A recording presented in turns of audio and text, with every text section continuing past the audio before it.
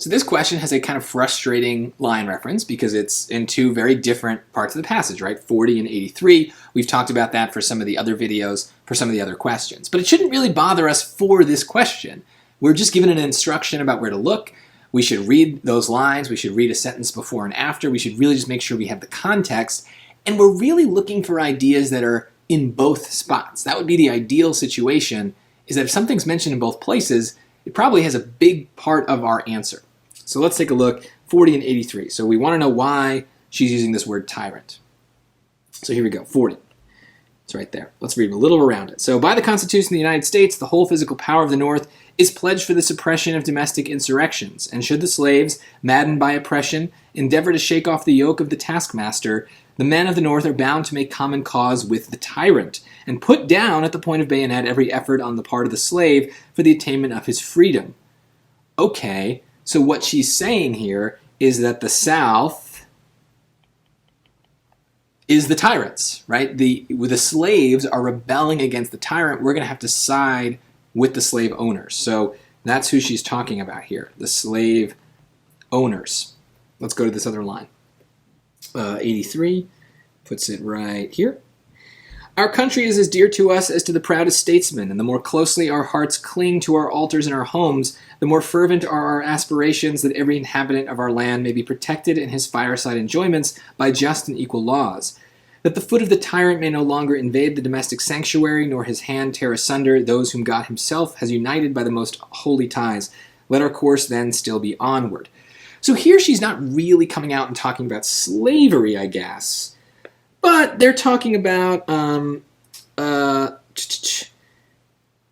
every inhabitant of our land may be protected by just and equal laws. So remember, this whole thing that we've read so far is about slavery. I think it's a logical assumption that she's still talking about that, or at least she's talking about people who, how should I say this, deny freedom or justice. So probably the slave owners, but I guess more broadly could be other people who, deny freedom. So let's look at what we're talking about here. What is the effect of this word? It identifies a specific individual as oppressive. Well, no names are mentioned, and even when we do kind of get a name, it's not the name of a specific individual, it's the name of like a group of individuals, the South, the slave owners. So, nope, that is not true. It highlights the threat of aggression from abroad. Well, no, we're only ever talking about the United States. We're never talking about foreign countries, so that also is not true. C, it critiques the limited roles for women in anti-slavery movements. Well, parts of the passage are about that. But this is a good example why you don't want to summarize everything that you read and summarize the passage and then use that summary to answer the questions. This question isn't about that. It's about this word that has a completely different purpose. So if you created a summary and you're like fixated on that summary, you're going to think that, oh, my summary matches with this choice. But no, your summary is answering a completely different question. It's not this. This has nothing to do with that. So it's not about women. It's about slaves, right? And it's saying that slavery is unjust because we're going to have to side with the slave owners, which we don't want to do. That's line 40.